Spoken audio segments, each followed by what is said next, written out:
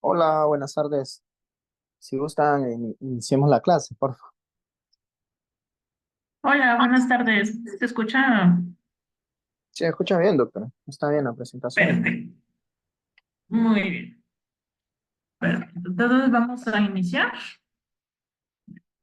Muy buenas tardes. Soy la doctora Marta Alicia Sánchez y el día de hoy vamos a ver el tema de coriorretinopatías reumáticas. Perfecto. Muy bien. A manera de una pequeña introducción, vamos a recordar que, pues, como esto vemos que está asociado con lo que es el traumatismo ocular, vamos a hablar a grandes rasgos de lo que es el trauma abierto y cerrado. En esta parte en particular nos vamos a hablar lo que es trauma ocular cerrado. Pues, a diferencia del traumatismo abierto, abarca desde el 51 al 66% de los traumatismos oculares en general, dividiéndose pues una contusión y una laceración lamelar. De su lado derecho, pues tenemos una pequeña ilustración de lo que consiste cada uno. Nada más hablando brevemente que el trauma abierto se subdivide en laceración, ruptura, y la misma laceración, una laceración perforante, cuerpo extraño intraocular y un trauma penetrante.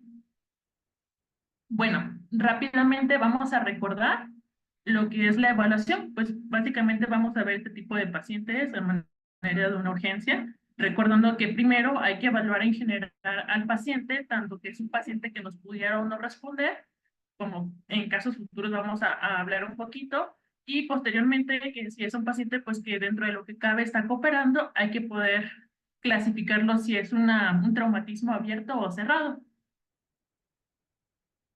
Bueno, del libro aquí que les pongo la bibliografía abajo, estaba hablando o estaba discutiendo en general cuando hablamos de esta parte, pues que lo principal es la prevención.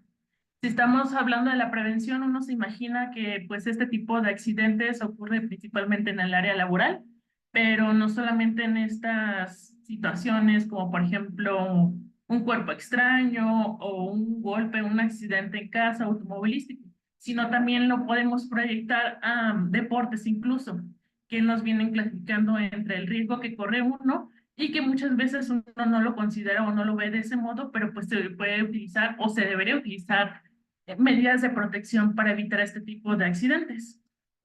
Bueno, otra de las situaciones pues que no está dentro de nuestras manos y podemos hablar son de los asaltos violentos o de los accidentes automovilísticos, que puedes recordar que el automóvil pues tiene una bolsa de aire que nos puede causar un impacto directo desde velocidades de los 100 a los 320 kilómetros por hora. Pues ahí viene también la conversión en millas por hora. Bueno, y ya para finalizar esta pequeña introducción a grandes rasgos, ya que tenemos al paciente, siempre hay que procurar clasificarlo para posteriormente darnos una idea o hablar un poquito del pronóstico visual o en general de qué tanto va a llegar a afectar la visión de este paciente. Bueno, son bastantes temas por lo que estamos viendo. Me voy a ir lo más rápido posible. Tengo varios casos pequeños e imágenes, por lo que pues trato de hacerlo lo más breve y conciso y didáctico posible. Antes de hablar de, pues como general de cualquiera de estos subtemas que estamos conociendo, vamos a hacer una pequeña aclaración.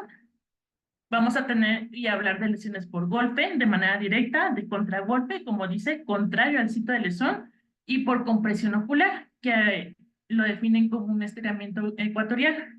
Y simplemente recordando que a pesar, y estamos hablando por lo mismo de un traumatismo, a pesar de que estamos hablando de una enfermedad en particular, muchas veces se van a ir con otras situaciones, otros tipos de peculiaridades, desgarros, hemorragias y demás en este tipo de síndromes o lesiones, por lo que les recomiendo siempre tener esto en cuenta al momento de hablar del pronóstico y tratamiento de estas enfermedades. Bueno, empezando por la lesión ocular directa. Bueno, vamos a empezar con el conmotio retinae o el también llamado o conocido edema de Berlín. Este personaje, Berlín lo describe en 1873 como un blanqueamiento retinado posterior a un trauma cerrado. Básicamente es la opacificación de manera transitoria de la retina interna en un sitio opuesto de la lesión del impacto. Entonces, básicamente, una fuerza de conmoción que va a polo posterior, que ocurre una fuerza, un exceso en la presión sobre la retina y coroides. Vamos a hablar un poquito más a detalle de eso. Vamos a hacerlo de manera muy dramática con un caso arriba. Tenemos una lesión directa y esta ilustración nos va a ayudar un poquito más adelante para que vean cómo va a ser el pronóstico, tanto a nivel del OCT como pronóstico visual de este paciente. Bueno, principalmente, como dijimos, Berlín habló y empezó a decir que la causa de esto era un edema extracelular que hacía que se perdiera la transparencia de la retina, que es lo típico o la manifestación principal en este tipo de situación. Después empezamos a hablar de un edema intracelular a nivel de las células nucleares. Podemos hablar también de disrupción del segmento externo de los fotorreceptores y finalmente una lesión del EPR y un controvertido escaso compromiso de la barrera hematorretiniana. ¿Esto por qué? Porque diferentes autores empezaban a decir que si utilizaban diferentes tinciones, encontraban una disrupción de la barrera hematorretiniana, otros decían que no, y finalmente unos autores, Pulido y Blair, nos dicen que les hicieron FAC a esos pacientes y la fluorofotometría en 10 pacientes después de 16 horas de un traumatismo. Y la FAC, la fluorangio, nos da patrones de fuga, siendo que este tipo de pacientes tenían tanto afección vítrea como el vitro totalmente intacto. Bueno, como habíamos hablado, eran pequeñas zonas blanquecinas en retina que pueden llegar a ser una opacidad generalizada dependiendo del tipo o la severidad del trauma, una pseudomancha rojo cereza, una afección visual de manera temporal y si encontramos una lesión grave, a manera, pues la baja visual va a ser de manera persistente y como una cicatriz podemos tener un moteo del EPR con un posterior depósito del pigmento intrarretiniano, depende de cómo lo estemos viendo. Bueno, pues aquí estamos hablando de lo que es un masculino de 16 años con un traumatismo secundario, una pelota de cricket, 24 horas de evolución. En este caso, pues el paciente tiene una visión de 20/20 y pues esta situación resolverá las 24 horas sin ningún tipo de alteración. No sé, a ver, déjame ver si alcanzo a poner un pequeño anotador. Bueno, detomos con la flecha blanca, ahí está señalado lo que es lo típicamente que estamos describiendo, lo que es la lesión blanquecina, que estamos viendo la afección. Si vemos en general, fuera de lo que encontramos de la periferia, se puede decir que a grandes rasgos encontramos que no hay otra situación, solamente el blanqueamiento periférico y pareciera un tanto perimacular. Muy bien. Ahora, misma situación, este es otro paciente masculino de 35 años, el mismo edema secundario a un explosivo. Bueno, aquí estamos viendo, pareciera que justo aquí en el centro está un poquito más pigmentado en comparación con el resto de la retina que está un poco más pálido y de manera pues igual peripapilar tenemos lo que es una hemorragia. Bueno, dentro de los estudios auxiliares que podemos llegar a tener, no vamos a encontrar, como hemos comentado, que no existen patrones de fuga posterior al trauma. Podemos encontrar un aumento de la tensión a nivel del EPR que resuelve por lo general a las 24 horas, por lo que hemos comentado, que puede que sí o puede que no. Existe una alteración a nivel de la barrera hematorretiniana. Bueno, aquí tenemos diferentes situaciones. Este es un paciente que simplemente con una fotografía de fondo de ojo vemos solamente pareciera como un blanqueamiento de cierta área, que después si le hacemos una fluorangiografía, empezamos con un paciente que empieza con un defecto de ventana, en lo que es el sector temporal. De hecho, aquí justo en la imagen de abajo se ve un poco más claro, como si fuera una especie de moteado de manera temporal a la fobia. Y bueno, el que probablemente nos va a servir un poquito más es el OCT. Esto nos está dando pues las zonas de irrupción, si hay hiperreflectividad de lo que es la retina, atrofia o no, y alteración a nivel del pigmento. Bueno, un poquito más. Aquí viene un poquito más ilustrado, recordando lo que son pues las diferentes capas de las retinas a nivel del OCT. Y vamos a tener distintos grados, desde el grado 1 al grado 4, básicamente a grandes rasgos dividiendo el pronóstico visual entre grado 1 y grado 2 como un pronóstico visual bueno, y grado 3 y grado 4 pues ya un pronóstico precario, más reservado. Entonces, hablando del grado 1, básicamente encontramos más o menos como a este nivel. La capa elipsoides nos da un aumento de la reflectividad y pues aparece como una desaparición del espacio óptico hiporreflectivo. El grado 2 solamente a nivel de lo que es la parte externa de los conos se va viendo afectada, mientras que en el grado 3 se va agregado el grado 1 con el grado 2 y nos da pues la misma alteración.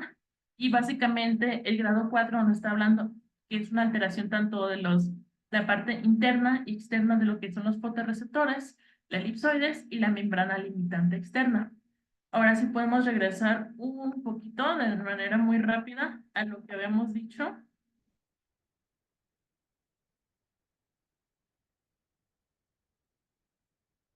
Entendiendo ya con esto que explicamos sobre el pronóstico. Estamos hablando entonces de una lesión por contragolpe. Entonces, ¿qué va a pasar? Si tenemos pues una lesión bastante severa, vamos a recordar pues que es a nivel de los fotorreceptores que se están viendo aplastados. Entre mayor sea la fuerza de impacto, vamos a tener que, como si fuera una especie de rebote, reciben principalmente el impacto y el momento de que se puede decir que regresa o vuelva a su estado original, es como si tratáramos de reconstruir algo que está aplastado. Depende de la fuerza de impacto, vamos a tener el pronóstico visual por lo mismo. Muy bien, entonces aquí a grandes rasgos podemos volver a lo mismo. Grado 1, grado 2, grado 3 y grado 4. Son diferentes pacientes que se clasificaron y vamos viendo cómo al momento el impacto o del traumatismo al MER y básicamente de manera, se lo ponen como final, meses después, cómo se estamos viendo si hay daño o básicamente no hay ningún tipo de impacto. A diferencia pues del grado 1 y grado 2, que se ve dentro de lo que cabe todo conservado, el grado 3 y el grado 4 más que nada, cambia toda la estructura. El tratamiento, pues realmente volvamos a lo mismo, nos vamos al grado 1, grado 2, el tratamiento es simplemente, pues, esperar. Muchas veces estos mejoran por sí solos, pero pues más bien grado 3 y grado 4 no hay mucho que hacer, no es como que se puedan reparar estas capas que se están viendo afectadas. Bueno, seguimos con lo que es la ruptura coroidea, descrita en 1854 por este personaje von Greve, como una lesión en forma de media luna en el polo posterior, resultado igual, un traumatismo. Entonces, ¿qué va a pasar en esta situación? Es una fractura de lo que es la coroides, membrana de Bruch y el EPR por el mismo traumatismo de manera contusa. Y esta lesión por lo general es focal. Dentro de lo que cabe, pues lo vas a recordar lo mismo. Podemos tener dos grandes clasificaciones, que si es una lesión de impacto directo o indirecta. Las lesiones de impacto directo son las menos comunes, es directamente en el sitio de la lesión, son más anteriores, paralelas a la ola serrata y hablamos de una necrosis compresiva, mientras que las más comunes que vamos a llegar a tener son las indirectas. Secundarias al trauma contuso, ocurre una deformación del globo por las mismas fuerzas de estiramientos que hace que se rompa esta estructura y por lo general son posteriores y concéntricas al nervio óptico, por lo general de manera temporal, con un patrón, pues los vienen de media luna o circunferencial en general. Bueno, esta es como la imagen típica que podemos llegar a tener. Eh, Volvemos a la misma situación. Depende del sitio de la lesión o de la cicatrización, o más bien de afectación de este tipo de lesión, podemos decir que la agudeza visual va a ser buena, conservada o mala. Pues en este caso de las imágenes, la visión sería mala porque si estamos viendo la cicatrización o la lesión fue directamente a nivel de la mácula.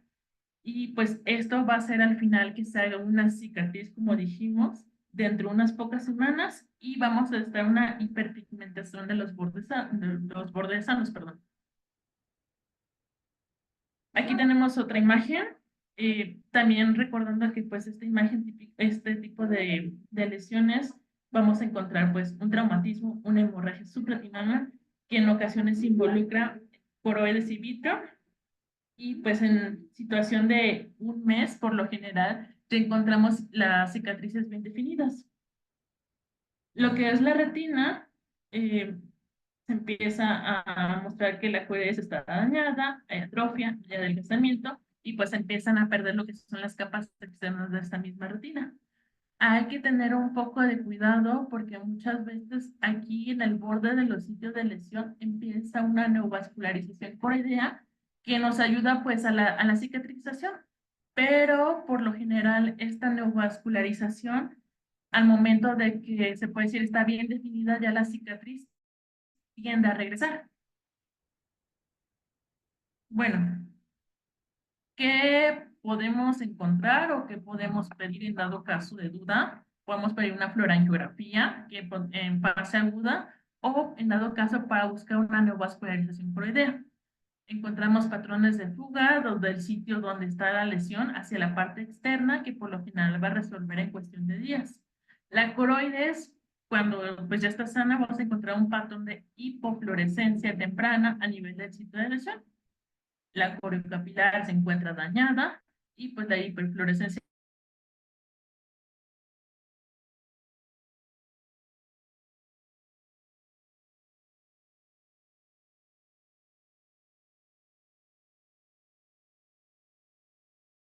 que pues solamente encontramos la hipoautofluorescencia por una lesión a nivel del EPR o a nivel de, en el OCT podemos encontrar los patrones morfológicos. Se pueden clasificar en tipo 1 o tipo 2, dependiendo de lo que lleguemos a encontrar. En tipo 1 vamos a encontrar una lesión como si fuera de pirámide o de domo, y pues básicamente es una pérdida de continuidad del EPR o una proyección del EPR con la coriocapilar y hay que buscar si tenemos líquido o en este caso hemorragia subcutánea. Mientras que en el tipo 2, ahí más o menos alcanzamos a distinguir, va a ser una depresión que está comprimiendo los tejidos. La mayor zona de alteración a nivel del EPR pues va a ser coriocapilar, la elipsoides y la limitante externa. ¿Qué va a pasar o cuál va a ser en este caso el tratamiento de esta enfermedad? Como habíamos dicho, pues vigilancia a la cicatrización para ver si encontramos un riesgo de neovascularización, que a pesar de que es algo común de que encontramos en el sitio de la cicatrización, pues que no se vaya a extender. Pues, ¿por qué? Porque si se llega a expandir en este caso, encontramos que puede haber un desprendimiento hemorrágico o la neovascularización, sub EPR, que sería una neovascularización tipo 1, o podemos llegar a aparecer un desprendimiento de retina seroso a nivel de la mácula, que son los sitios más comúnmente encontrados, por neovascularización subretiniana. Entonces tenemos una neovascularización del tipo 2. Educar en sí no encontramos nada o no hay nada, visión conservada dentro de lo que cabe, la cicatrización está un poco más temporal al sitio de la mácula. Podemos educar a los pacientes en casos de datos de alarma y pues nosotros buscar de manera intencionada posteriormente líquido, hemorragias subretinianas. ¿Por qué? Porque también podemos hacer la misma anastomosis muscular retiniana que nos pues, va a llevar a los demás. Ahora, si estamos hablando de lo que es la neovascularización por idea un poco ya más profunda, podemos realizar, pues ya se vio estos temas previamente, fotocoagulación, la terapia fotodinámica, resecarlo de manera quirúrgica o estamos hablando de antiangiogénicos. En este caso, de manera muy particular, nos hacía énfasis en el bevacizumab. Continuamos con la coriorretinitis escleroticaria. No sé si hasta aquí me estoy yendo un poco rápido por el extenso del tema, pero tengan alguna duda. ¿Está más o menos todo claro? Está muy bien, no sé los demás compañeros si tienen alguna duda. Estuvo muy bien que haya tocado el tema de la clasificación, de la terminología del Birmingham. Esto fue un consenso que se realizó en todo a nivel mundial porque querían que fuera un lenguaje universal, ¿verdad? Lo que hablar de trauma, pues. Entonces ellos ya clasificaron trauma cerrado y un trauma ocular abierto, y ahí lo explicó muy bien usted. Me gustó también la parte que ha mencionado las rupturas coroideas, donde pues si encontramos la ruptura coroidea a nivel macular, pues qué mala suerte para el paciente, ¿verdad? Y lo que ha dicho usted, todos los exámenes o exámenes los estudios, perdón, que se le realizan al paciente, pues eso nos hace evidenciar el nivel de daño que tenemos a nivel de todas las capas de la retina. También hablar del edema de Berlín es muy bueno, porque siempre en pacientes que, no solo en pacientes que tengan un accidente automovilístico, sino que también en pacientes masculinos, pues, o también en la parte femenina que practican eh, el soccer o fútbol, ¿verdad? Que también hemos encontrado pacientes que han tenido trauma contuso secundario a un pelotazo directo al ojo. Entonces, hace una semana miré un paciente allá en mi clínica y pues sí tenía su edema de Berlín ya por OCT. Y sí, ahí solo el manejo, pues esperar, darle tal vez su Cebestén, que es un antiinflamatorio, ¿verdad? El tópico. Siempre lo manejo con Cebestén 3 veces al día por 3 meses. Incluso si yo miro que hay mucho edema después de unas cuantas semanas, pues le coloco su anti-VEGF, en este caso el aflibercept, y les ha ido muy bien. Ahorita estoy esperando que la segunda, pues, el control de este paciente, que lo voy a tener en 2 semanas y ahí les voy a ir contando. Yo creo que vamos bien, doctora. Está muy clara la clase. No sé si tienen alguna pregunta los muchachos.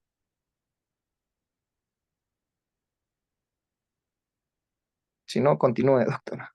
Parece que durmieron. Perfecto, entonces vamos. No están en casa. Perfecto, entonces vamos a continuar. Como dijimos, corioretinitis esclopetaria, también conocida como solamente esclopetaria o una ruptura corioretinana. Esta es una entidad, a diferencia de lo que podemos llegar a creer, como una entidad no inflamatoria. Anteriormente se le conocía como una corioretinitis traumática proliferativa o una retinitis proliferativa, por eso es que hacemos un poquito el énfasis en esta parte.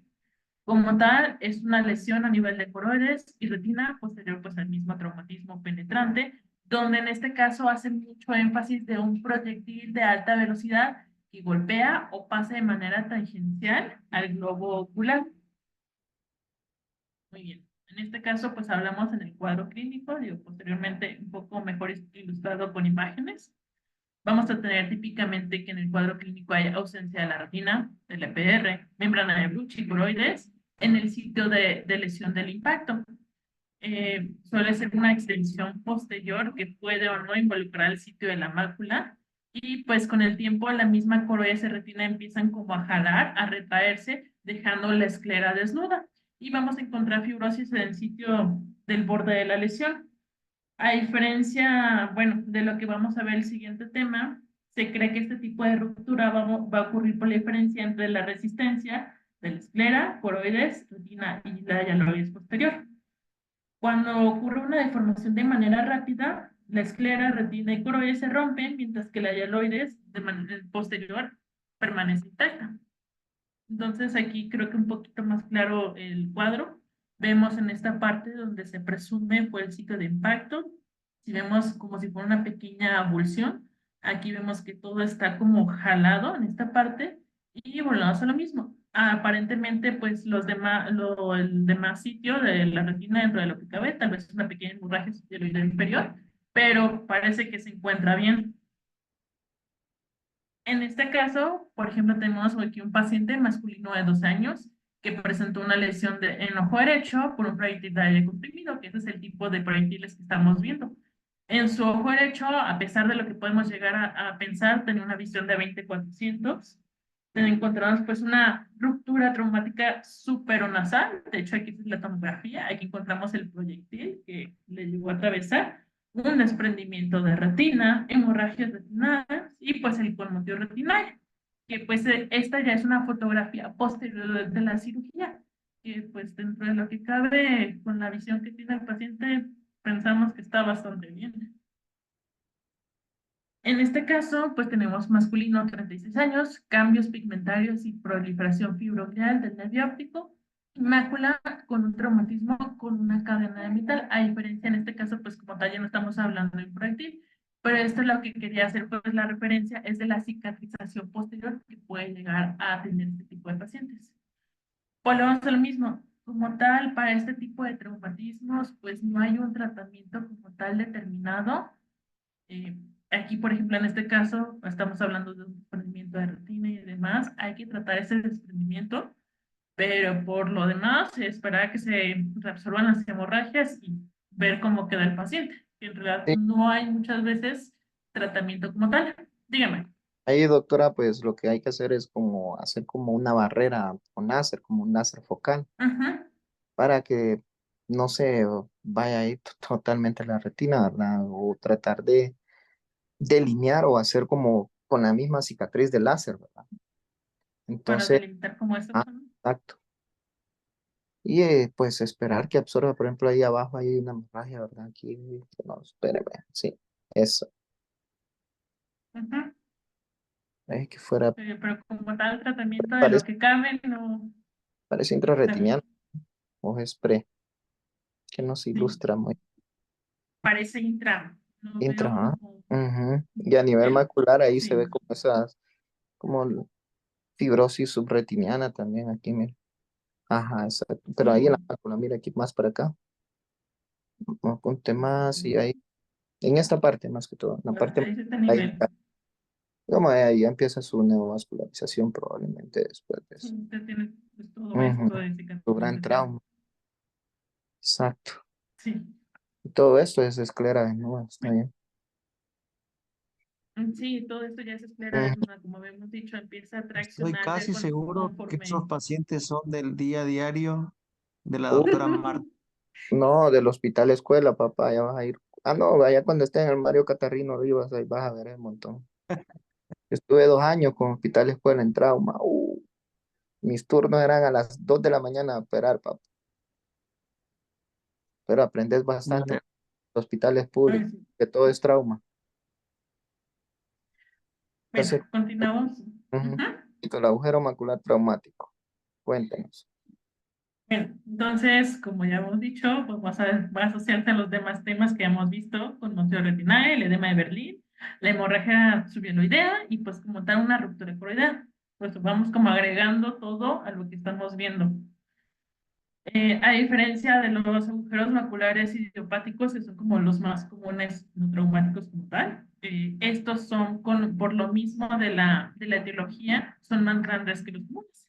La visión muchas veces varía desde un 20/40 a un 20/400 y pues aparte del antecedente de este tipo de pacientes podemos encontrar metamorfopsias y principalmente lo que es un escudo central. Bueno, volvemos a lo mismo. En este caso son lesiones de golpe de contragolpe, perdón. Lleva esta induciendo una tracción vita a nivel pues, de la fobia. Necrosis, posteriormente a la confusión, con quistes que son degenerativos. Y tracción vita a nivel de la fobia, que esto puede ser meses, incluso años posteriores del traumatismo. Cuando son casos más severos, encontramos un edema macular cistoide y si vemos que nada más la ruptura de la retina es en la parte interna, el agujero va a ser lamelar. Si pues es como tal de tanto interna como externa, va a ser el espesor total. Generalmente pues no hay nada que hacer, o sea, ya el diagnóstico pues teniendo el antecedente y viendo esto en la imagen, pues ya tenemos básicamente lo que es el diagnóstico. Se define como una lesión redondeada de espesor total que puede o no tener líquido subretiniano y cambios quísticos intrarretinianos por lo mismo. Esa imagen que Además de esto que doctora, ¿qué les llama la atención? ¿Qué signo pareciera que fuera?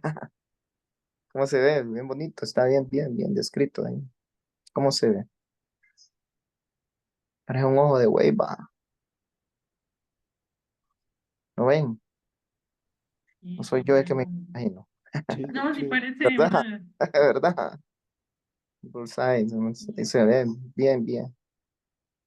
Está bien. pareciera Hoy pero incluso fíjate que miramos una paciente que tenía por biomicroscopía, por clínica, así exactamente como está viendo esa imagen, se miraba, pero sin el, ¿cómo se llama? Solo el área central se miraba así como redondito, como que fuera un agujero laminar bilateral, pero con una gran diferencia que en el ojo izquierdo se miraba como que fuera una imagen operculada en la mera fobia, una imagen de un opérculo. Pero le hicimos OCT macular y adivinen qué. normal. No. Entonces, nos llamó mucho la atención si fue traumático o si nada más está empezando y el OCT no lo pude evidenciar, si es tan, será tan microscópico. Tendrán tal vez unas 20 micras, 10 micras, 5 micras, para que no lo se pudo, para que no lo evidenciara el OCT. Entonces, estos pacientes solamente se cuantifica la agudeza visual y esta señora tenía buena agudeza visual. Entonces, le dimos manejo nada más con su antiinflamatorio, su AINE tópico. Incluso le dije a la doctora Gámez que le diéramos Vitrofar, a ver si mejoraba, eh, porque solo es como una imagen subclínica, pues, porque no tenía por OCT ni tenía una agudeza visual peor, ¿me entiendes? Entonces, solo el AINES, el Vitrofar y manejo nada más observativo. ¿Queda en seguimiento nada más? Sí, en seguimiento, sí. Nada más si citamos en 3 meses para ver con el AINES y también darle los signos de alerta, ¿verdad? Si tiene pérdida de visión, si mira deforme las cosas, si tiene algún, en el área, en el centro de su visión, si mira una mancha negra y véngase inmediatamente.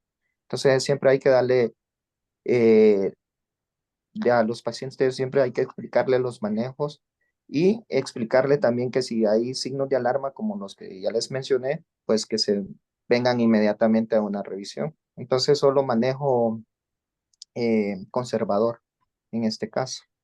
Entonces, esa imagen que estamos viendo, Y pues, qué bonita se ve, como oh, que un bullseye, ¿verdad? Entonces, ahí estamos, continuemos. Muy bien. Pues entonces, como ya Chico, nos ¿qué es el había comentado vitrofar? aquí el doctor, Mande, Néctar. ¿Qué es el vitrofaro? El vitrofario es como cloruro de sodio, yorudo, es una molécula nueva que ha sacado la casa de aquí, una casa farmacéutica Sí, vitrofaro. ajá, Vitrofar, de El Salvador. Nosotros lo estamos dando, por ejemplo, en estos pacientes que tienen desprendimiento de vitrio posterior, que tienen miodesopsias, y se ha evidenciado con el doctor, estamos manejando que tienen buenos resultados a los 2 meses. O sea, ya no se quejan de esa de esas miodesopsias, perdón, y ya lo que es la liquefacción del vitrio, no sé, como que en algo les mejora, pues no se ve no vemos esos anillos de Weiss y todo eso tan brusco, pues. No vemos eh, cambios a nivel de, del vitrio. Entonces, Ok, ok. miramos que la sineres vitrea disminuye, pues, con el vitriofar. Entonces, si lo pueden prescribir en pacientes así que tengan DVP o miodesopsias bien heavy, pues recétenlo por 3 meses, unas 3 veces al día por 3 meses, y van a ver que el paciente mejora un poquito. Continuemos, doctora. perfecto. Muy bien. Como ya nos había adelantado entonces, pues el estudio de adicción en este caso va a ser un OCT macular. Ahí no me entré muy a fondo ya para no hacer todavía más grande esta exposición sobre los grados o diferentes niveles en que podemos encontrar sobre el agujero macular. Simplemente aquí quiero saber de qué es espesor, si es total o es parcial. Y bien, el tratamiento igual ya nos había estado platicando. Entonces, principalmente hay que valorar a nuestro paciente qué tan grande es el agujero que se tiene para saber si se puede esperar. Se ha llegado a comentar que por lo general de 3 a 6 meses se puede llegar a tener una resolución de manera espontánea. Hay que ver si existe un desprendimiento, un agujero o algo asociado donde se puede realizar una vitrectomía con intercambio líquido-aire y pues aparte darle sueldo láser. Como tal, ya los agujeros maculares más grandes, pues platicamos a que haber vitrectomía, se puede utilizar un gas como es el perfluoropropano, que es ese, el C3F8, o valorar silicón. Digo, en este caso, a diferencia pues de los agujeros maculares comunes, por decir así, pues no vamos a tener una membrana. Entonces aquí no podemos hacer con un peeling de esa misma membrana para seguir adelante. Entonces volvemos a lo mismo. Entonces, hay que valorar al paciente. ¿Por qué? Porque dijimos que se puede llegar incluso unos agujeros maculares bastante grandes como el que podemos llegar a ver. Este es un masculino de 20 años que sufrió un golpe con balón de fútbol en el ojo derecho y básicamente aquí vemos en cuestión de 5 días, que parecía como por arte de magia, ese mismo agujero llegó a resolverse por sí solo, simplemente sin una vigilancia de este paciente pues de una manera muy estrecha, pero pues no es como lo más común que podemos llegar a ver. Bueno, este tema pues todavía un poco más, ya lo han visto varias veces a lo largo de todo el tiempo y todo el módulo, desprendimiento de retina traumático y pues las asociaciones de qué más puedo llegar a encontrar. Nos hablan de una población masculina, principalmente menores de 40 años, pues con el mismo antecedente. Por lo general, el diagnóstico se da 2 años menor al tiempo del evento, es decir, entre los primeros 2 años podemos llegar a encontrar todavía diferentes agujeros u opérculos en este tipo de pacientes. Se presenta el 10 a 20% de los traumas cerrados, encontramos deformación y desplazamiento a nivel del vítreo y pues en la base vítrea, que recordando pues las áreas de adhesión vítrea, la base, la fobia, podemos encontrar también niveles de los márgenes de un latiz si llegamos a tener en este paciente, o cicatrices poliretinadas asociándose al mismo traumatismo. Lo principal que vas a encontrar es una diálisis retiniana en el 53% de los casos, un desgarro gigante y desgarros sin herradura, que simplemente los vamos a estar resumiendo pues, de otra manera. Vamos a hablar un poquito de la evolución de la base del vitrio, que como tal es la separación del vitrio pars plana y retina periférica, que son los sitios de mejor adhesión. Puede haber diálisis retiniana y un desgarro gigante. Si no existe un desprendimiento de retina que lo esté acompañando, son pacientes que se refieren totalmente asintomático o en dado caso pueda llegar a presentar mesopsias. Vamos a encontrarlo como una banda elevada de retina superior periférica y se le puede dar en estos casos criopexia en el borde del vitrio pues para prevenir que lo mismo o dar láser para, si en dado caso encontramos un opérculo por ahí. Esta es una imagen que estamos viendo, pues básicamente esto es parte de un cerclaje o bucle escleral y básicamente es esto lo que nos está llamando la atención como la abulsión. Si estamos viéndolo por un lente de 3 espejos, básicamente vamos a ver esta situación como esa banda que habíamos comentado.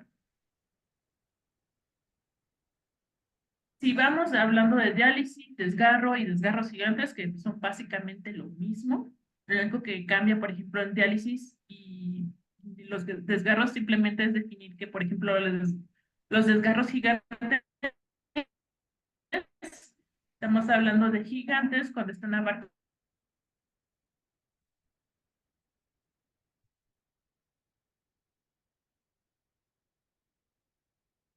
ser cuadrante hiperotemporal principalmente y después supernasal.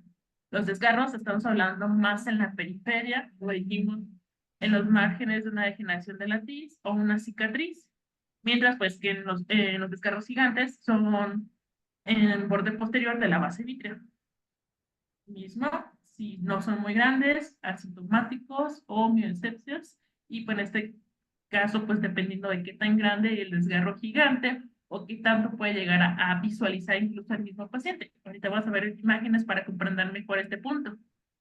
Signos, o más bien qué podemos nosotros llegar a ver. En la diálisis, pues un desgarro en hendidura, o también lo describe el Ryan como un desgarro en boca de pescado, por cómo se visualizaba. Un desgarro retiniano, pues el opérculo o el desgarro en herradura. Y en el desgarro retiniano hay que tener un poco de cuidado con lo que es el flap inverso. ¿Qué queremos decir con eso? Que es un desgarro tan grande que la retina está pues yéndose de manera inversa, tapando el área macular. Entonces ahí va a ser un poquito difícil de evaluar si está afectado o no la mácula por lo gigante que se encuentra ese mismo desgarro. En lo que es la diálisis y el desgarro como tal, como regular, no son tan grandes. Hay que dar un pequeño profilaxis, como dijo el doctor. Hay que darle láser o hacer criopexia. Y si encontramos un desgarro, un desprendimiento de rutina, se puede dar un cerclaje.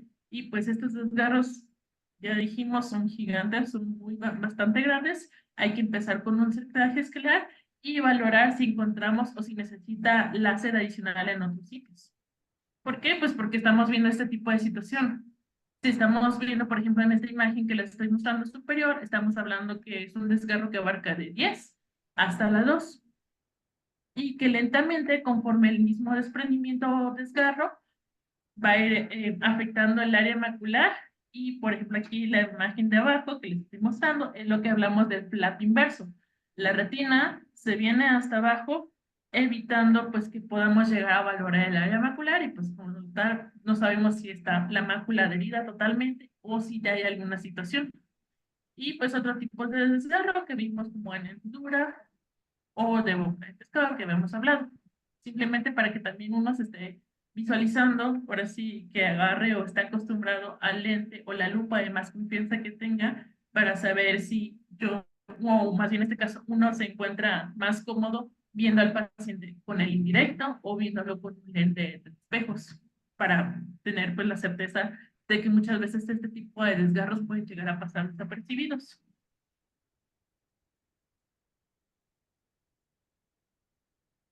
Continuamos en lo que es la abulsión del nervio óptico. Esto, pues, estamos hablando de un trama penetrante o no penetrante. No hay diferencia entre uno y otro. En este caso, con esta patología, un objeto entra entre el globo y la pared orbital de manera, pues, muy agresiva, desplazando al ojo por la fuerza recibida. Este puede ser total o puede ser de manera parcial. Pues total, estamos hablando en generar una dislocación posterior de la lámina cribosa, se descontinúan las fibras del nervio óptico y básicamente puede estar intacta o no la vaina del nervio óptico. Como tal, si estamos hablando pues, de una abulsión total, la visión por lo general oscila de percepción de luz a no percibe luz, mientras que en la parcial estamos hablando de una percepción de luz a cuenta de 2. ¿Qué más podemos llegar a encontrar? Pues en la total, por la búsqueda del mismo traumatismo, hemorragias alrededor del nervio, hemorragias vítreas, avulsión, hemorragias dentro del nervio o unas oclusiones de la arteria central. Mientras que en la parcial es un poco más benévola en el aspecto de que encontramos pues, los pliegues retinianos, ausencia o la mala visualización del nervio óptico y en general no hay hemorragias. Así de dramático podemos visualizar este tipo de pacientes. En este caso fue un paciente que tuvo un accidente en moto y pues básicamente vemos que a este nivel está la córnea de tan desplazado que se vio el nervio, el globo ocular, perdón. Entonces estamos hablando de así de dramáticos este tipo de situaciones para que llegue a presentar una abulsión del nervio. Entonces volvemos a hablar de que es un desplazamiento anterior forzado o un aumento muy grande de manera súbita de la presión intraocular que puede llegar a desprender el nervio óptico de la pared esclera, que esa es otra situación que pues se llega a muy rara vez, pero para presentar. Entonces aquí tenemos pues los patrones clásicos, básicamente la imagen de arriba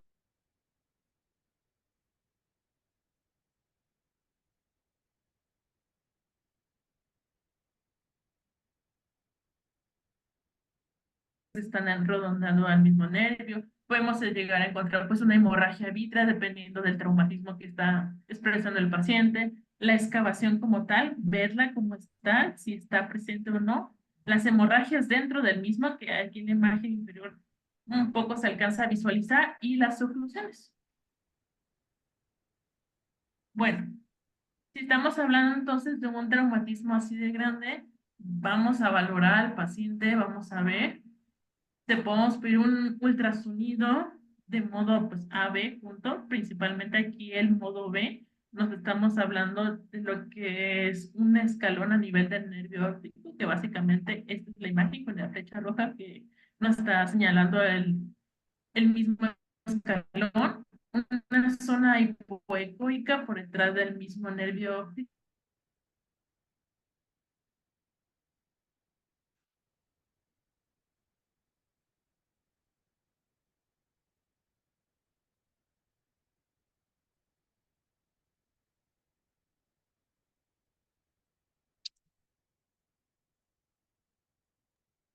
Creo que se cortó. ¿Verdad que sí? Pensé que era mi internet, porque se le va Señala la doctora entonces. Esperemos que se Sí, conecte.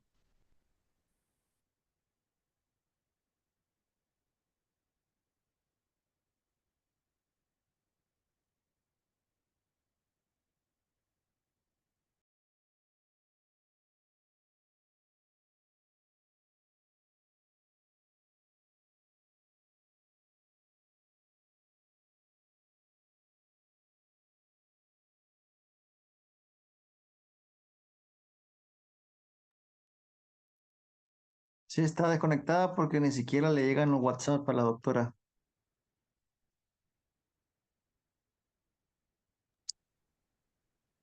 sí le fue por completo el internet.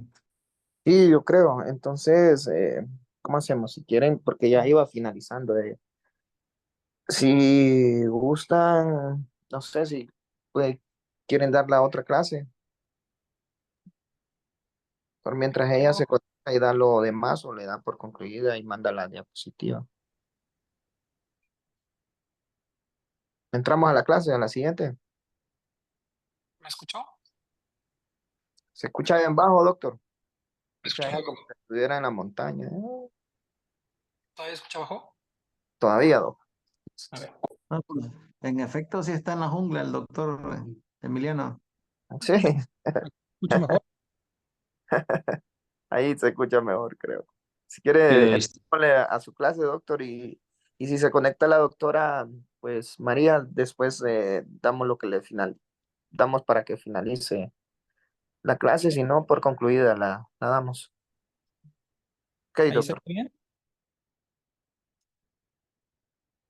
Nada más que quiero poner mi cámara. No sé. Bueno, sí, sin cámara. Bueno, yo soy Emiliano González. Me tocó hablar de principios básicos de la vitrectomía y pues estoy en el tercer año de residencia. Pues la vitrectomía pars plana fue introducida en los 70 por Robert McMer para tratar aquellos casos complicados del desprendimiento de retina reumatógeno o desprendimientos. En 1985 se realiza la primera vitrectomía pars plana en desprendimientos de retina reumatógeno no complicados y la cirugía microincisional ha ganado popularidad desde Klaus Eckert en el 2005 la propuso. Es importante saber que para poder hacer una cirugía, pues necesitamos conocer lo que necesitamos, ¿no? Entonces ocupamos un equipo de vitrectomía, un microscopio que de preferencia análogo con uso coaxial y un sistema de visualización. A lo largo del tiempo, los sistemas de visualización han ido aumentando, han ido evolucionando, donde ahorita ya tenemos hasta sistemas de visualización en 3D. La instrumentación. Para poder tener una cirugía de vitrectomía segura, pues ocupamos conocer también las instrumentaciones y cómo han ido cambiando a lo largo del tiempo. Nosotros tenemos trócares y cánulas, donde los trócares anteriormente teníamos de 20G o gauches, donde eran muy gruesos y teníamos que hacer esclerotomías. A lo largo del tiempo han disminuido su tamaño, por lo tanto ya no ocupamos hacer una esclerotomía como tal, ya no ocupamos quitar conjuntiva, no ocupamos quitar tenon, ya no tenemos que hacer una entrada biplanar, donde entramos a 30 grados y después direccionáramos, sino en estos casos ya es totalmente transconjuntival, son autosellables y entramos de una forma directa, asimismo como las cánulas y los detectores que ahora ya son valvulados. Las ondas de extrusiones también han ido cambiando. Por ejemplo, no tenemos solamente la que termina en punta metálica, sino ya tenemos sondas con puntas de silicón que son atraumáticas hacia la retina. Por lo tanto, podemos acercarnos un poquito más a ella y también nos permite retirar líquido subretiniano, ya sea por medio de los desgarros que ya están presentes o nosotros mismos crear unos de forma estratégica para poder realizarlas. Asimismo, las tijeras han ido cambiando, ya tenemos curvas donde ya no causan tanto daño hacia la retina o son más seguras para acercarnos a cortar algún tipo de membrana, los cauterios, las ondas de láser, entre otras cosas, han ido modificándose. Como les decía, ahorita o actualmente la vitrectomía se hace de forma transconjuntival, ya que tenemos diferentes calibres, desde el 23, que es el más grueso, hasta el 27, que es el más delgado. Existen diferentes velocidades donde ahorita ya pueden alcanzar hasta 20,000 cortes por minuto. Las piezas son de doble neumática y como les digo, los trócares y las cánulas ya son valvuladas, donde nos permiten tener más ergonomía dentro de pues de la cavidad posterior o del segmento posterior, permite tener una mayor estabilidad al momento de estar realizando la cirugía. Existen diferentes adyuvantes que nos permiten identificar estructuras que nosotros no podemos ver a simple vista o se nos pueden complicar. Dentro de estos adyuvantes tenemos la triamcinolona. La triamcinolona nos va a ayudar a teñir a lo que es, bueno, entre comillas, teñir lo que va a ser el gel vitrio para poder permitirnos, si no podemos localizar o no sabemos si lo retiramos de forma correcta, pues teñimos para poder retirarlo en su totalidad totalmente.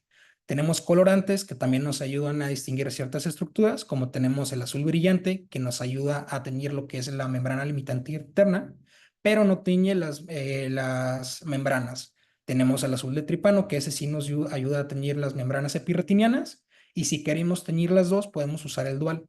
El verde de indocianina ayuda también a teñir la membrana limitante interna, pero esta ya no se utiliza tan seguido, ya que este tiene toxicidad hacia la retina. Existen adyuvantes, como les decía, para ayudarnos a estabilizar o dejar como sustitutos del humor o del gel vitrio. Tenemos el líquido pesado, por ejemplo, el perfluorocarbono. El perfluorocarbono no es un sustituto del vitrio, por lo tanto, esto nos ayuda de forma quirúrgico. Por ejemplo, nosotros tenemos un desgarro, queremos estabilizar un poquito la retina, ponemos el líquido pesado, nos ayuda a planchar, ayuda asimismo también a drenar el líquido subretiniano, ponemos el perfluorocarbono hasta el borde del regma, retiramos todo el líquido y ahora sí quitáramos el perfluorocarbono. Hay situaciones donde lo puedes dejar, pero este lo tienes que retirar máximo entre 2 a 3 semanas. Este no es un sustituto, como les digo, del gel vitrio. A diferencia del gas o el aceite del silicón, que estos sí son sustitutos de gel vitrio y estos nos ayudan a tamponar. Ya depende del gas o el aire que vayamos a aplicar, si va a ser al 100% o lo vamos a diluir, ya sea por una neumoretinopexia, donde lo dejamos al 100%, o solo queremos una de forma de tampón, pues podemos diluirlo a un 20%, ¿no? Y también el tipo del gas que vayamos a poner, pues va a ser de mayor duración o menor duración. Sabemos que este se va a reabsorber y va a ser sustituido por humor vitrio. Y el aceite de silicón igual. Aquí no les puedo explicar a ciencia cierta cuándo ponemos uno, cuándo ponemos otro, porque esto va a variar mucho del tipo de desprendimiento, la localización del desprendimiento, el tamaño del desprendimiento y pues también las necesidades del paciente, ¿no? Pero sí hay que saber que si ponemos un gas, pues el paciente no puede subir a altitudes muy extremas o aviones porque esto nos va a expandir más el gas y no es bueno, ¿no? Existen medicamentos que nosotros también podemos poner en la cavidad vitrea, ya sea los antiangiogénicos, esteroides o antibióticos. Bueno, ¿cuál es el objetivo primario cuando nosotros vamos a hablar de una vitrectomía? Primero tenemos que hablar de una ablación y una remoción del gel vitreo en su totalidad. Pues aquí hay como anteriormente se decía que había un algoritmo, ¿no? Que empezabas con el vitrio central, después te ibas al vitrio posterior y después te ibas a la corteza. Esto se ha ido modificando y dependiendo la patología en la que nos estemos enfrentando, pues no va a ser lo mismo. No es igual tener un cuerpo extraño o un desprendimiento de retina en su totalidad a tener solamente una membrana. Eso va a ir variando, ¿no? Es importante saber que tenemos un infusor, un sistema de iluminación, los bitectores y los extrusores, ¿no? Eh, bueno, aquí les voy a explicar un poquito dónde se ponen los trócares. Los trócares, pues generalmente van a ser 3 puertos, un nasal y 2 temporales. El superonasal, para poder localizarlo, generalmente vamos a hablar del puente inferior de la nariz y vamos a hacer como una línea imaginaria hacia el eje pupilar y ahí es donde se va a introducir. Tanto el temporal superior, vamos a hablar como la superficie supraorbitaria en su porción más inferior y vamos a hacer igualmente una línea imaginaria hacia el eje pupilar y ahí es donde se introduce. Y el temporal inferior vamos a hacer como una línea horizontal en el meridiano horizontal e inferior de ella lo vamos a aplicar. Generalmente los superiores vamos a usarlos para usar ya sea el bidrector, la sonda de luz, las sondas de extrusiones para láser y el temporal inferior vamos a usarlo para ponerle el sistema de irrigación. Este siempre tenemos que sujetarlo bien, ya que si en algún momento hay algún movimiento del ojo o el cirujano jala, esta cánula se puede salir y podemos hacer una hemorragia subcoroidea, que eso es una complicación fea. Entonces, en generalidades un poquito, pues vamos a hablar que el tono ocular o la presión intraocular va a estar regulada generalmente por la altura del frasco de infusión y el flujo va a estar dependiendo de la aspiración y del vacío. Esto nosotros los tenemos que ir controlando y es bien importante tener un buen control del flujo, ya que si nosotros no tenemos un buen control del flujo, sobrepasamos la aspiración o en contraposición de lo que tenemos de irrigación, pues vamos a tener que el ojo puede colapsar, podemos presentar mayor regmas, podemos hacer iatrogenias o hemorragias suprarrenales y pues siempre tenemos que estar en un buen control de esto, ¿no? En los equipos de vitrectomía, pues tenemos lo que es la velocidad de corte, que es el vitrector, la presión intraocular, como ya les dije, por medio de los infusores, el flujo que va a ser mediante el flujo de aspiración del vacío, determinado por el vitrector y el extrusor, y pues las potencias. Existen parámetros a considerar en una vitrectomía para que sea menos invasiva, más rápida, más eficaz y más segura. Entonces, el control del flujo va a estar totalmente relacionado con el vacío y el calibre el tamaño del calibre de los trócares, ¿no?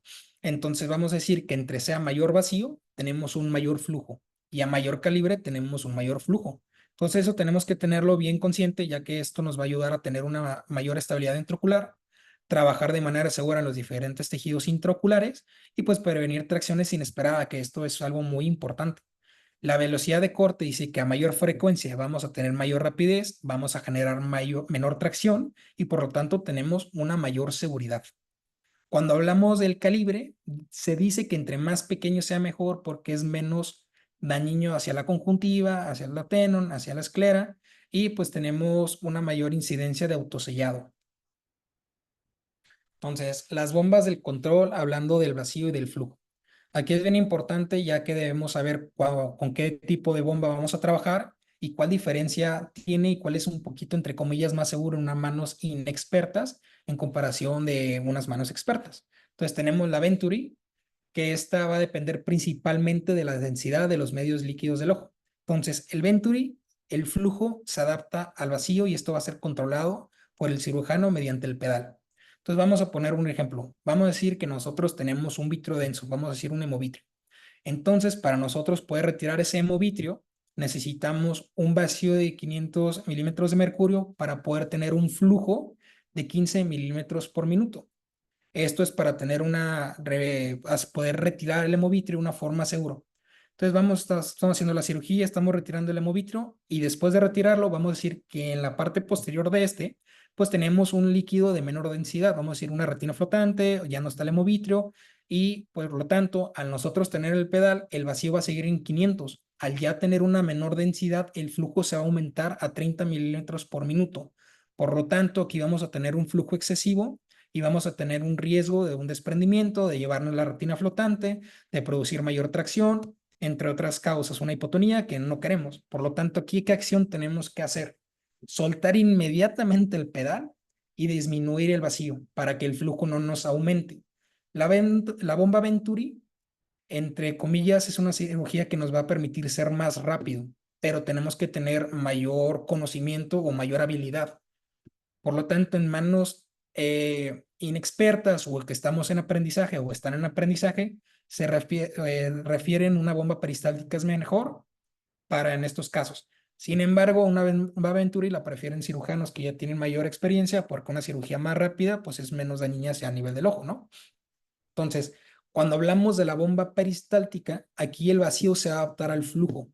Aquí nosotros en el sistema vamos a preestablecer cuál es el flujo que nosotros queremos y por lo tanto este se va a ir ajustando el vacío. Entonces, por ejemplo, vamos a poner el mismo ejemplo de un vitrio denso, un hemovitrio, donde nosotros pusimos que queremos un flujo de 15 milímetros por minuto. Entonces aquí el vacío se va a aumentar hasta 500 milímetros de mercurio y al nosotros terminar, volvemos hacia la parte posterior y tenemos una membrana o tenemos una retina flotante donde hay menor densidad, el flujo se va a mantener en 15. Lo que se va a disminuir va a ser el vacío. Por lo tanto, no vamos a tener un riesgo de un flujo no controlado donde no nos va a producir ninguna hipotonía. Como les digo, es más segura, pero es más lenta. No sé si me di a entender.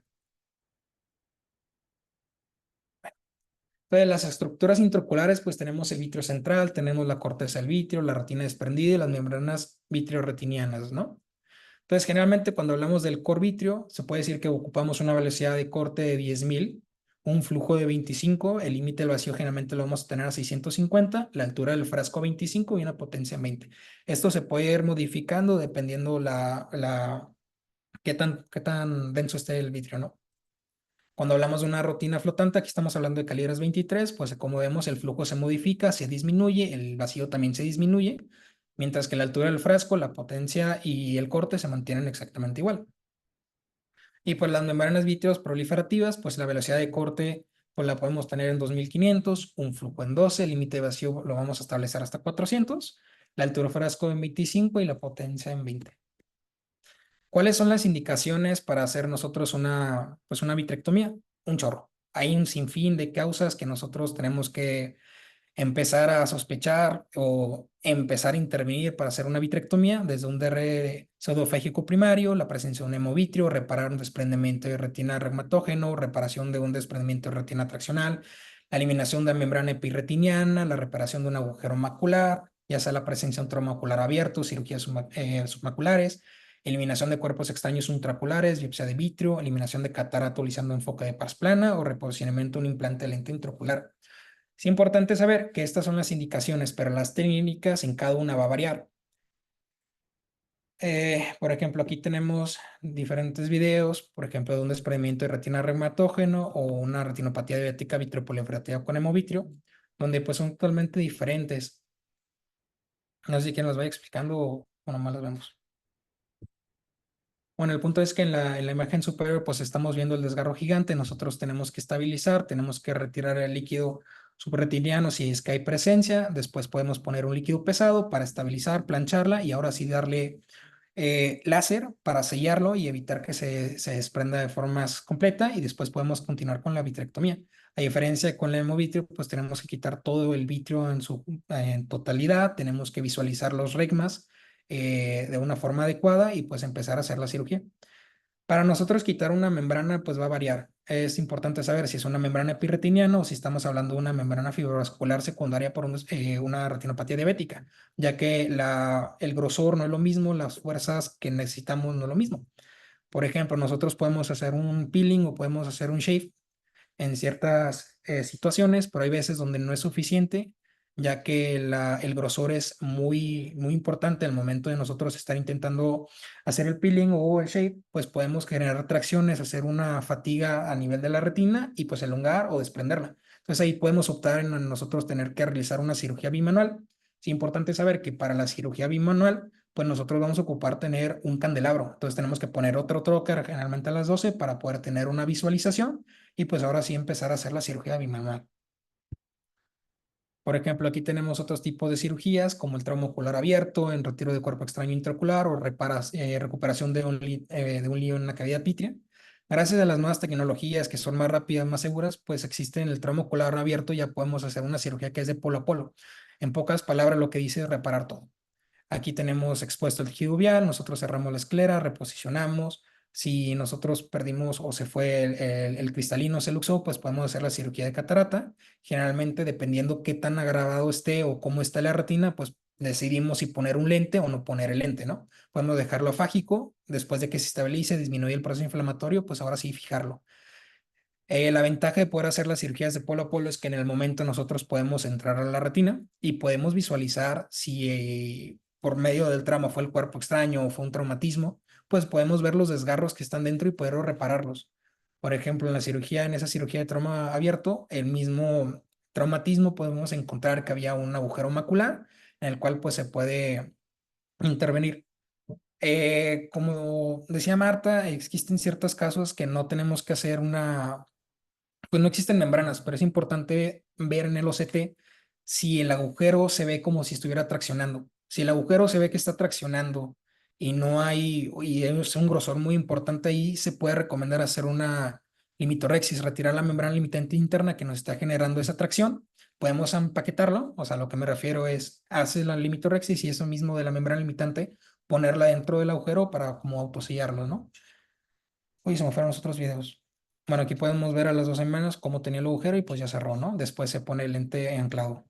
En la de reparación del lío, pues podemos ver cómo entraron. Hizo pues simplemente retiró el vitrio central y pues con una pinza retiró el cuerpo. Ah, no, en este no, ese fue el de cuerpo extraño. Aquí podemos ver cómo con pinzas pudo retirar el lente que se encontraba en la retina y pues simplemente se colocó en los remanentes de la cápsula que se presentaban. Entonces simplemente fue una cirugía rápida, sencilla, sin muchas complicaciones. Y en la del cuerpo extraño, pues aquí pues tuvo pues la presencia de un cuerpo extraño, ahí vemos cómo se acerca con una sonda de silicón. Observa que pues ahí no podemos agarrarlo porque ahí pues obviamente está el vitrio, ¿no? Ponemos trencenolona, vemos cómo se va a teñir, entonces ahí podemos hacer una vitrectomía posterior, bueno, del vitrio posterior. Ahí lo retiramos, después sacamos el cuerpo extraño como vieron más adelante, ¿no? Se retira y listo. Aquí vamos a hablar de las complicaciones, sin embargo, aquí está como que comparándose no solamente de la cirugía de retina, porque pues hay un sinfín, ¿no? Desde hemorragias, lesiones iatrogénicas, desprendimientos, hipotonías, endoftalmitis, hay un sinfín, pero aquí vamos a hablar como, en pocas palabras, podemos tener rupturas iatrogénicas, hemorragias transoperatorias. Cuando nosotros tenemos hemorragias, pues podemos usar una diaterma. Sin embargo, hay una forma más sencilla y más rápida. Cuando vemos que está sangrando, nosotros subimos la altura de la botella para que esa misma presión que estamos generando coagule. Así evitamos, entre comillas, ¿no? Evitamos que se formen más coágulos, que sangre más, y ahí mismo podemos decidir si ya dar una diatermia o pues poner un láser, ¿no? Podemos Incluso tener... puede ¿Mande? poner a la solución balanceada adrenalina para que ese sangrado minimice, ¿verdad? Para que los vasos se Oigan. hagan vasoconstricción, ¿verdad? Ujú. Entonces así minimiza lo que es la hemorragia transoperatoria. Y las rupturas iatrogénicas, pues me ha tocado, Cuidado. ¿verdad? He hecho algunas pequeñas rupturas cuando no estoy muy confiado, digamos, y no he puesto líquido pesado a nivel de la mácula, tal vez ahí en la periferia, cuando estoy haciendo la vitrectomía periférica, pues ahí le he dado, ¿me entiende? Y pues Sí, ahí claro. aprovechando el sitio de la ruptura iatrogénica, por ahí también dreno. Sí, sí. Sí. Eh, es a Y lo que... además, macular cistoide, pues también se da por el exceso o el abuso de láser que damos después Sí, por un proceso inflamatorio. intraoperatorio. Ujú. Ujú. También podemos tener pues una infusión subcoroidea o subretiniana, como Ujú. dije, si hay casos de hipotonía, si nosotros al poner el trocar no visualizamos que el trocar entre, no vemos que la solución sí esté Ujú. pasando, También. pues está pasando algo mal, ¿no? Ahí lo Incluso, que pasa es que no como entramos de dice una forma... doctor, que, me ha tocado también a veces cuando tenemos esos desprendimientos totales en embudo o desprendimientos con mácula off, y he puesto el trocar muy posterior. Entonces, cuando pongo la infusión, perdón, lo que hago es más bien disecar más. Entonces, como que hay que irse un poquito más a 3 milímetros del IM Ok. para que tratemos de irnos directamente, que esa infusión vaya a la cavidad vítrea y no a nivel de intraretiniano. Sí. También podemos, al momento nosotros tener un líquido pesado para pues estabilizar un poquito la retina y plancharla, pues el líquido pesado se puede ir por ese mismo agujero, entonces tenemos que visualizar que sí lo retiremos en su totalidad porque este puede ir Ujú. al subretiniano. También la presencia de un edema o de líquido, nosotros generalmente se va a presentar cuando estamos haciendo el intercambio de líquido-aire, porque por gravedad todo el líquido se va a ir hacia la mácula. Entonces ahí también podemos poner el líquido pesado en el área macular para evitar que eso suceda, ¿no? Y pues la infusión de subcoroidea, pues pueden ser muchas causas, como los decía, una mala colocación, hipotonía, hacer de una forma inadecuada lo de biplanar, que el infusor no lo conectemos o no lo amarremos de una forma adecuada en los movimientos, ya sea por las manos del cirujano o del que esté instrumentando, lo zafe o lo quite, o un movimiento ocular hacia abajo, al mismo párpado puede pegar y se puede zafar, entonces tenemos que tener mucha precaución, ¿no? Las ventajas, pues, de una vitrectomía es, pues, pues, siempre que sea rápida, segura, con buenos parámetros y sin complicaciones, pues, es en presentar una menor inflamación y un dolor postoperatorio si lo comparamos con un cerclaje, con un exoplante, entre otras, por ejemplo, no induce diplopia en causa de nosotros usar un exoplante o no va a producir una miopía más significativa si nosotros estábamos hablando en comparación de un cerclaje. y pues permite visualizar toda la periferia directamente y tratar todas las lesiones de desgarro. También es importante saber que nosotros al identar para irnos a la retina periférica, pues ahí también podemos hacer que nos pueda tener una hemorragia subcoroidea, ¿no? Y pues nos va a permitir remover todas las opacidades y las tracciones vítreas. Las desventajas, pues tenemos que poner la posición por varios días en caso de usar un gas. Generalmente, pues el paciente lo puedes tener 2, 3 semanas en una posición boca abajo, si el desprendimiento pues está inferior o está superior. Va a depender, como les dije también, el gas, pues no podemos el paciente que vaya a tomar un avión o cambie altitudes extremas, porque nos va a aumentar mayor se va a expander más de lo que nosotros queremos que se expanda, nos va a aumentar la presión y va a causar muchas afecciones. Como les digo, puede incrementar la presión intraocular, puede incrementar la aparición de catarata, por eso ya generalmente muchas de las cirugías ya no se optan nomás en hacer una vitrectomía, sino en la facovitrectomía, ya que sabemos que si nosotros retiramos el gel vítreo va a haber un cambio en la oxigenación, en los nutrientes, y por ende a los 3, 4 meses va a presentar ya una catarata. Entonces vamos a tener que volver a reintervenirlo. ¿Cuándo se excluye? Pues, si son niños o en ciertas situaciones donde lo podemos dejar afágico, ¿no? Mayores costos, pues no se sabe, ¿no?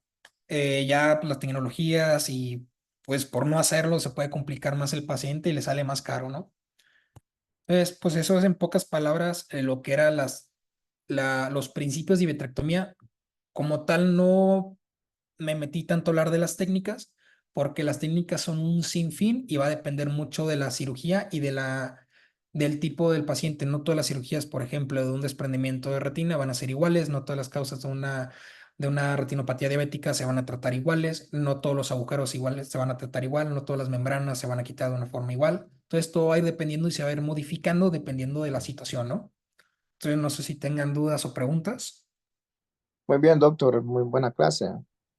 Sí, en la cosa que estaba explicando usted, los parámetros de una vitrectomía, en la parte del hemovitrio, esos hemovitrio grado 4 que sean antiguos, pues nosotros tratamos de que los cortes no estar al tope, pues no estar en 10.000 cortes, sino que estar ahí entre 7.000, 6.000, para que el vacío sea mayor que los cortes, porque si hay mayor corte, el vacío va a ser menos. Entonces, con bombas peristálticas, pues yo trabajo con el faros de Oerly, y muy bueno. Excelente. He trabajado también con la máquina del doctor, aquí, que es una bomba Venturi, y en comparación, pues la Venturi, siento yo que jala más y hago una vitrectomía más rápido que con la bomba peristáltica. Pero muy buena clase, ya dio muy buenos parámetros, dio pues qué tipos de fármacos podemos utilizar para cavidad vítrea. Ya mencionó lo que son las pneumopexia, ¿verdad? Con C3F8, también líquido pesado, lo que usted estaba mencionando, que si nosotros tenemos un agujero, digamos, o un desgarro, algo no tan periférico, y nosotros inyectamos el líquido pesado, perdón, y se va por ese agujero, se va al lado macular, es muy difícil, créanlo, es casi imposible sacar ese líquido pesado ya cuando está en la parte interna o intrarretiniana ahí en la macula.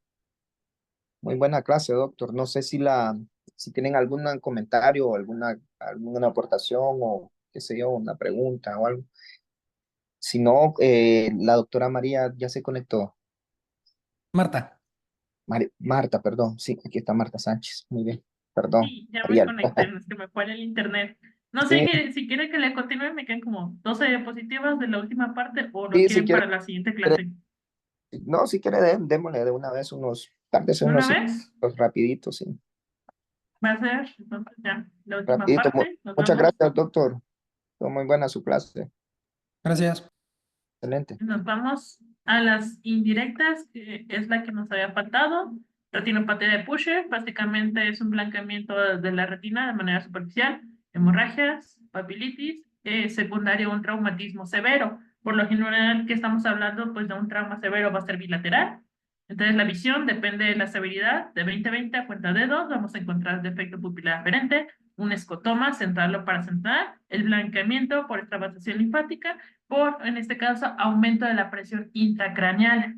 Éxodos algodonosos, pues ya sabemos, impacto en la capa de fibras nerviosas, y algo que se escribe como Butcher Play, que no sé si lo digo bien, que puede estar presente en el 50% de estas entidades, que básicamente es como si fuera una zona de un empedrado de manera poligonal, de manera alternante entre venas y arterias de aproximadamente 50 micras. Si estamos viendo entonces aquí, este es como el patrón medio poligonal que alcanzamos a distinguir, que es lo que le había descrito. Entonces, pues las hemorragias que podemos llegar a ver con este traumatismo. Ahora, a pesar de que se había descrito, como dijimos, en un traumatismo cráneoencefálico severo, también hay otras situaciones que nos dan un síndrome que lo conocen como una similar a esta retinopatía de Pusher, que puede ser una pancreatitis aguda o crónica, una fractura de huesos largos, una compresión torácica. Básicamente esto nos está hablando lo que es por un émbolo, aire, líquido amniótico, si hablamos por ejemplo de nacimiento, o grasa con la fractura de huesos largos.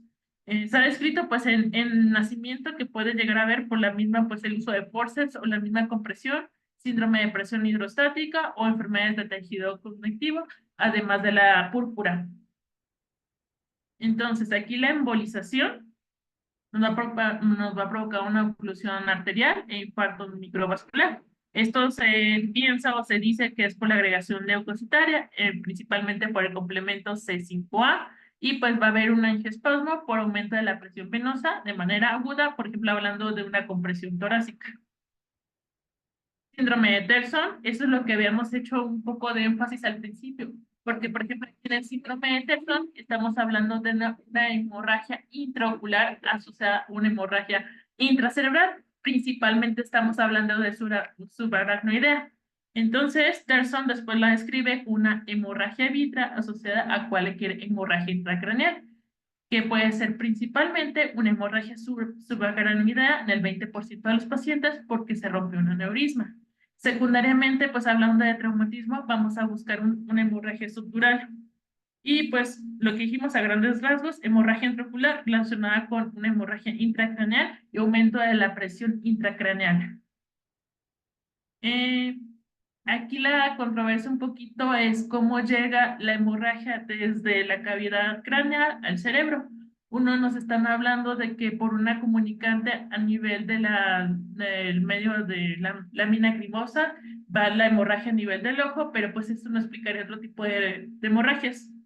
Lo más importante es el pico de la presión intracraneal, que hace que por la misma presión está transmitiendo lo que es la hemorragia a nivel del nervio óptico para producir la obstrucción en el drenaje venoso, que va a manifestarse como un edema de papila y pues va a hacer que se quede la distensión, una misma ruptura de los capilares retinianos que nos va a causar las hemorragias.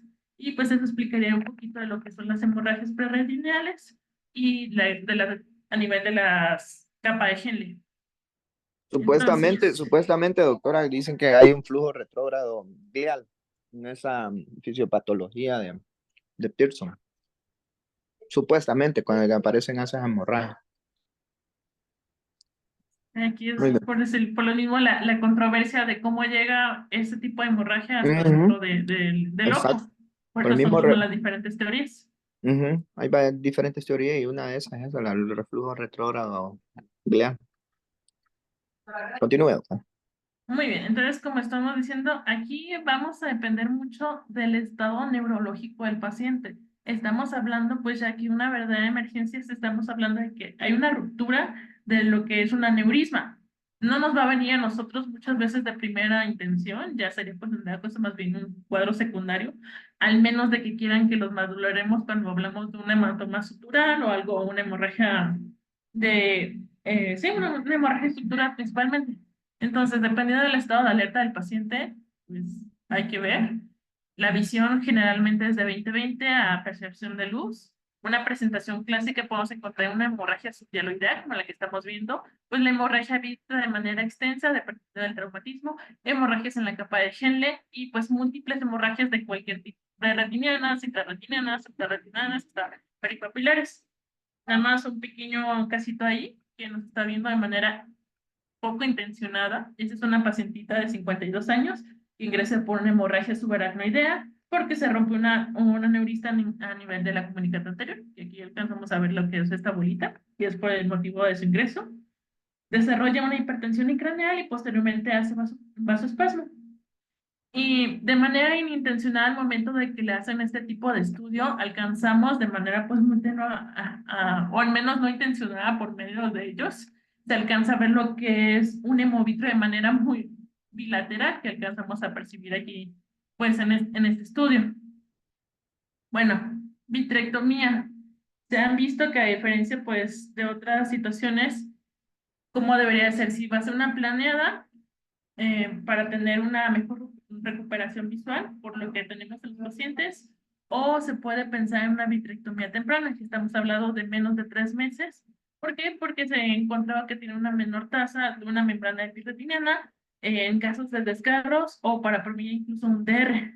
Y básicamente el tratamiento si no va a ser conservador, una reabsorción rápida del hemovitrio, una lateral con un ojo contralateral conservado o en dado caso pues la mala salud del paciente nos va a hacer que simplemente estemos vigilando a este tipo de pacientes como tal.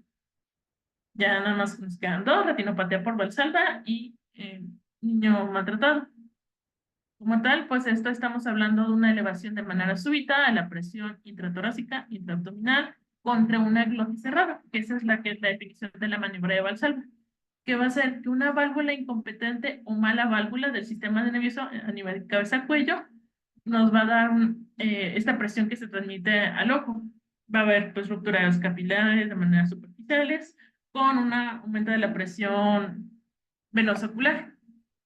A grandes rasgos, ¿qué va a pasar? Entonces, tenemos un aumento de la presión intratorácica que disminuye el retorno del lado derecho del corazón. Menor llenado cardíaco disminuye la presión arterial media y el pulso nos va a dar un ataque cardíaco refleja y va a ser periférica. Al momento de que se libera la misma presión por la maniobra, hace que exista una rápida reducción de la presión intratorácica que disminuye la presión arterial y aumenta la presión cardíaca. Esto va a hacer que cuando regrese la normalidad de la presión arterial, a nivel de la sangre venosa, vamos a encontrar una bradicardia refleja. Entonces, ¿cuáles son los motivos por qué podemos tener una maniobra de Valsalva? Pues podemos tener levantamiento de pesas, las personas que pues están estreñidas y hacen un pujo constante, incluso pues el esfuerzo de vomitar. Entre ellos, por ejemplo, incluso se han descrito por infraglobos, los saltos en bungee, ejercicio aeróbico, un trauma compresivo o incluso utilizar instrumentos de vientos. Entonces, este cuadro generalmente es unilateral, 2 días posterior a la maniobra o al esfuerzo, y se ve como una elevación clásica rojiza en forma de mancuerna debajo de la limitante interna y justo o cerca del sitio de la mácula. Hemorragias ovaladas o redondas alargadas y una hemorragia debajo de la limitante interna, que básicamente es este tipo de imágenes. Este caso pues es bastante peculiar porque fue una femenina de 41 años que tuvo este tipo de sangrado posteriormente al toser, al recuperarse de una anestesia general. Afortunadamente pues tuvo una resolución espontánea y la visión no se fue afectada. Controversias en el tratamiento. ¿Qué vamos a hacer? Se puede realizar una vitrectomía, como había dicho Emiliano, pues para retirar la limitante interna, o si los quistes hemorrágicos son muy elevados, dar un poco de láser para pues mejorar la reabsorción. Y ya finalmente, ahora sí, niño maltratado, estamos sabiendo que este tipo de lesiones van a estar presentes en 30-40% de los niños pues, que sufren este tipo de abuso. Principalmente estamos hablando de varones menores de 6 meses. Entonces, cualquier niño menor de 3 años con hemorragias en retina de algún grado de trauma cranoencefálico, prácticamente es algo muy que nos da el diagnóstico de que es un niño maltratado. Entonces, ya sabemos, es un mecanismo de aceleración, desaceleración, una lesión cerebral por isquemia y pues hay que buscar de manera intencionada si el pacientito tiene pues algo adicional, no solamente a nivel ocular, sino en general. ¿Qué podemos encontrar? Pues hemorragias recinianas con un centro blanco, como el que alcanzamos a distinguir aquí, éxodos algodonosos, pliegues perimaculares, una hemorragia vítrea, desprendimiento, pliegues retinianos, retinosquisis o atrofia chororetiniana periférica, que es como pues lo más grave que no tan frecuentemente puede llegar a suceder, afortunadamente. Y ya finalmente, pues para hablar esto, hay que ver la severidad Realmente uno como oftalmólogo no tienes el manejo solo, hay que tener un manejo en contacto constante con el pediatra y el neurólogo para que tanto ellos nos estén dando las pautas y pues muchas veces hay que darle un manejo interdisciplinario dentro del hospital, porque pues si estamos hablando de un niño maltratado, lo mejor es hacer una valoración completa y pues en este caso pues valorar si realmente es sí o no un niño maltratado para dar una denuncia. Siempre hay que estar dando pues toda la información, hay que estar viendo, hay que documentar lo mejor posible esta situación. Regularmente las hemorragias retinianas desaparecen en cuestiones de semanas y pues hay que dar un manejo quirúrgico con alguna hemorragia persistente o un desprendimiento de retina. No sé si hasta aquí ya la última parte quedó clara, yo lo más rápido posible, ya para terminar. Muy bien, doctor. Santa, Mande. Yo ¿Todo creo que no hay bien? caso, sí. Pregunta Nepta.